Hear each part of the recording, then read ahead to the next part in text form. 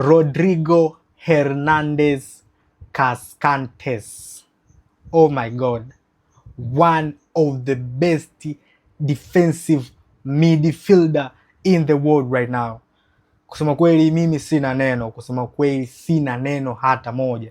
Sijui niseme kitu gani ambacho naweza nikawa nakisema kwa uhakika zaidi. FIFA wamefanya kitu bora sana kuwahi kukishuhudia kwenye maisha yangu ya football. Rodrigo Hernandez alistahili kuwa player of the tournament, na hilo haku hesitate na wala hakuangalia mara mbili baada ya Spain kuchukua tu ule ubingwa wa World Cup rasmi, wakamkabidhi tuzo yake Rodri ya kuwa mchezaji bora wa mashindano ya FIFA World Cup 2026.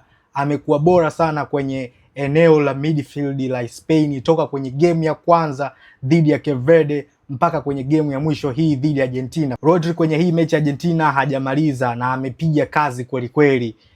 Pengine kocha Luis de la Fuente akaona ni wakati sahihi wa kumpumzisha na akawapa nafasi wachezaji wengine waje kujaribu kuipambania bendera ya Spain, kitu ambacho kimefanikiwa 100%. Na I wish watu waache ushabiki na wajaribu kuangalia mpira.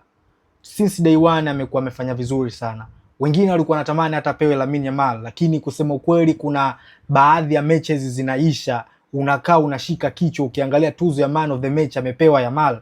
Like how ile tuzo imefika kwa Lamine Yamal wewe mwenyewe huwezi kujua, kwa sababu ukiangalia mpira unaona kabisa ambaye alikuwa anacheza na anaonekana akicheza vizuri ni Rodri, lakini still at the end of the day tuzo anapewa Lamine Yamal. Ilikuwa inanumiza sana, lakini finally Rodri anakuwa mchezaji bora wa msimu 2026 kwenye mashindano ya World Cup.